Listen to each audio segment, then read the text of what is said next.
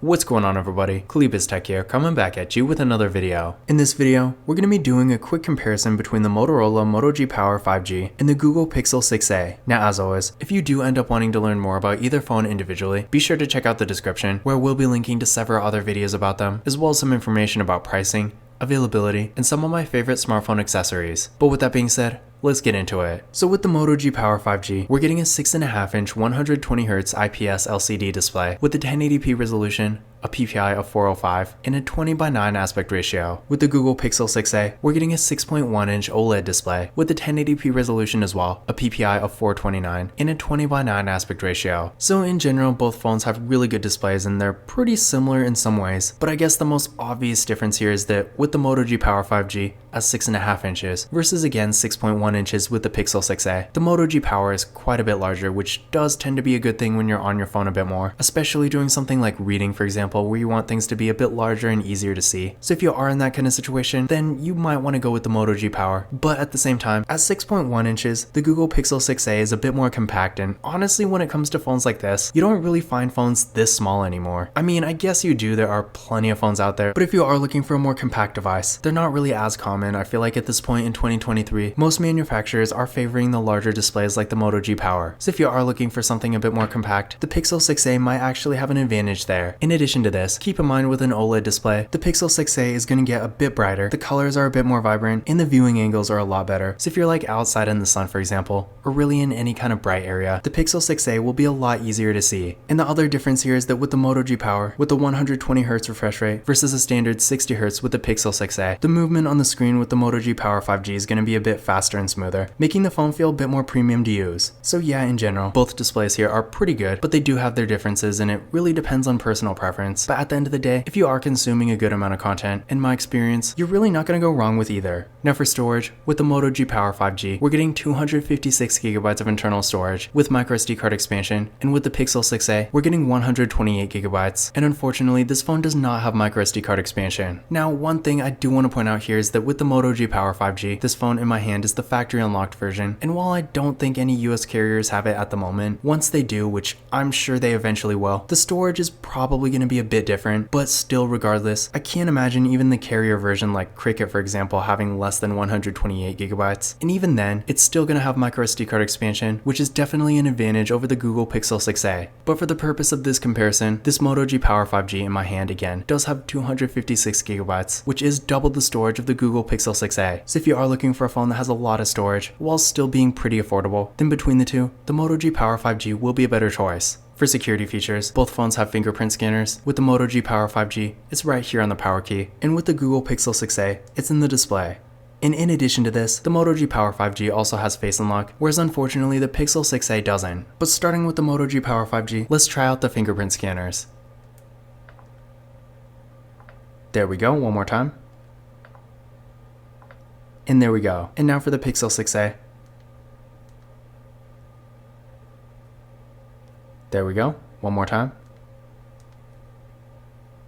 And there we go. So as you can see there, both fingerprint scanners worked real well. No issues at all. And again, with the Moto G Power 5G, we do get Face Unlock, whereas the Google Pixel 6a does not have Face Unlock. Now for the camera setups here, with the Moto G Power 5G, up front, we got a 16 megapixel selfie camera. Then on the back, we got a triple camera setup with a 50 megapixel main camera, a 2 megapixel depth sensing camera, and a 2 megapixel macro camera. And then for video, this phone has a max recording quality of 1080p in both the rear and front cameras, so no 4K here. With the Pixel 6a, up front, we get an 8 megapixel selfie camera, then on the back, we got a dual camera setup with a 12.2 megapixel main camera and a 12 megapixel ultra wide camera. And then for video, this phone can record in 4K in the rear camera and 1080p in the front. So in general, both phones do have really good camera setups here, but as you can see, they are a bit different. First of all, with the Google Pixel 6a, I do want to point out that despite having a 12.2 megapixel camera versus 50 with the Moto G Power 5G, the camera with the Pixel 6a is still much higher end, and the photo quality in general is significantly better. The main reason for this is because the hardware on this phone, being a much higher end device, is just going to be better in general, so the sensor is more powerful, and overall, there's really nothing the Moto G Power can do that the Pixel 6a can't. On the other hand, with the Moto G Power Power 5G, we do have a dedicated macro camera, which again, even though it can get those close-up detailed images, it's not like the Pixel 6a can't. The zoom and the quality with this phone will get the job done just fine. But at the same time, if you do want a macro camera, the Moto G Power at least has that. But back to the photo quality, between these two, again, the Pixel 6a is significantly better, but on the other hand, the Power 5G is really not bad at all, and in most cases, the photo quality we get with this phone is really as good as most people are going to need. To give you an idea of what they can do, first, here's some pictures taken with the Moto G Power 5G. Again, I do think the photo quality here is really good, and for most people, you're not really going to need any better than this. I mean, if you're just taking photos for like Instagram or Twitter, for example, it will get the job done, and keep in mind, social media platforms typically compress images anyway. So even if you post a picture on Instagram with like a DSLR or something like that, sure, the quality might be marginally better than a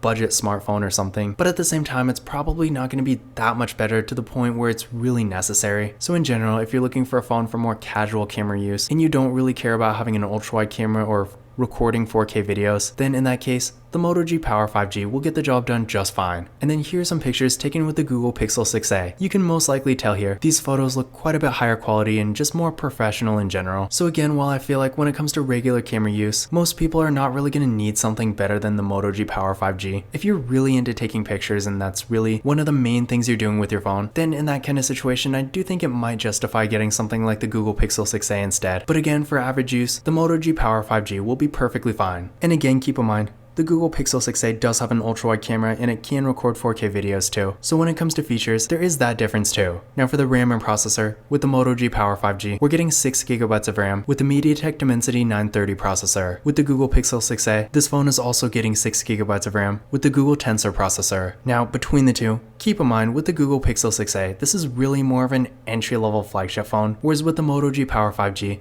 despite being impressive for what it is, at the end of the day, it's still more of an entry-level kind of budget option. So when it comes to performance, there definitely is a difference, with the Google Pixel 6a being significantly faster. That being said though, with the Moto G Power 5G, for more basic activities that people are typically using smartphones for anyway, stuff like web browsing, social media, watching videos, listening to music, and maybe some light mobile gaming, for that sort of use, this phone will be perfectly fine. But if you're going to be on your phone a bit more, especially doing more demanding activities, you will get a better experience with the Google Pixel 6a.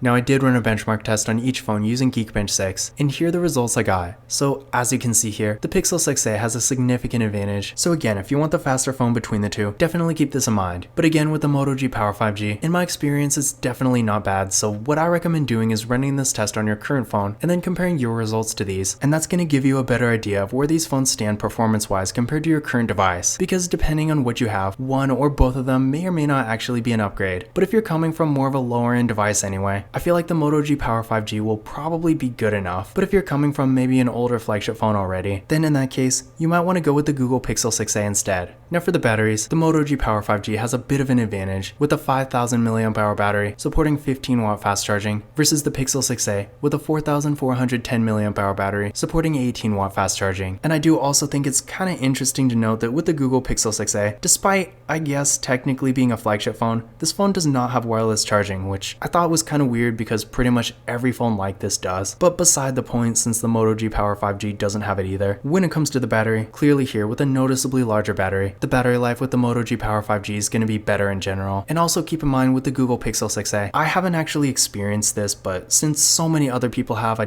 do want to point it out. I have heard this phone does have some overheating issues, so if you're going to be on your phone all day doing more heavy demanding tasks, just be aware the battery is probably not going to be that great. But on the other hand, with the Moto G Power 5G, I've used this phone quite a bit now, and I haven't had any issues. The battery life has been really good. So if the battery is more important to you, you might want to go with the Moto G Power 5G. But on the other hand, with the Pixel 6a, in my experience, the battery is still not terrible. I mean, a 4410 mAh battery is not that small. It's just that with this phone, it drains a bit faster. But for average daily use, especially if you spend a decent amount of time around a charger anyway, it should still be okay. For the software, both phones do have Android 13, but I would say with the Google Pixel 6a, the software support is going to be a bit better. I believe this phone will be getting Android 14, 15, and 16, whereas with the Moto G Power 5G, I'm sure this phone will at least get Android 14, but I don't know about 15 or 16. So if you really want super good software support, I would go with the Google Pixel 6a. But if you're not really that concerned, maybe you really just get one phone and replace it every year, then in that case, the Moto G Power 5G will be perfectly fine. Something else to keep in mind here is that with the Moto G Power 5G, unfortunately this phone does not have NFC, whereas the Pixel 6a does. So if you like to use tap and pay, then you will want to go with the Pixel 6a. And I feel like this is really too bad on Motorola's side because they're one of the few manufacturers that doesn't put NFC in their 5G phones. And at this point in 2023, with tap and pay being so widely used now, I feel like NFC in really any smartphone is more or less an expectation. So again, if you do like to use this feature, the Pixel 6a will have an advantage. But another thing to keep in mind here is that with the Moto G Power 5G, we do actually get a headphone jack. Whereas with the Pixel 6a, unfortunately, this phone does not have a headphone jack, which on one hand, it's not really surprising considering this is a higher end device. But at the same time, if you do want to use normal wired headphones and you don't want to get an adapter, the Moto G Power 5G will have an advantage. But in conclusion, which of these phones is better? Now, in general, despite the Google Pixel 6a technically being a higher end device here, I feel like it's actually pretty close. On one hand, the Moto G Power 5G has a larger display with a higher refresh rate too. It also has double the storage, at least in the factory unlocked version. It does have a headphone jack and a larger battery too. On the other hand though, the Google Pixel 6a, again remember, does have an OLED display, which does give it a bit of an advantage when it comes to image quality. It also has a significantly higher quality camera that can also record 4K videos, and it does have an ultra wide camera too. It has much faster performance, better software support, and it does have NFC. In addition to this, despite the Pixel 6a originally being quite a bit more expensive, nowadays it's going for a lot less, and honestly the price difference between the two is not going to be a whole lot. But because the Pixel 6a has stuff like significantly better performance, NFC, and a much higher quality camera, I feel like if you really want to maximize the actual value you're getting for the money, the Pixel 6a will be a better choice. But if you want more storage, a larger display, and a better battery, then in that case, you might be better off with the Moto G Power 5G. Now once again, if you want to learn more about either phone individually, definitely check out the description, where I am linking to several other videos about them, as well as some information about pricing,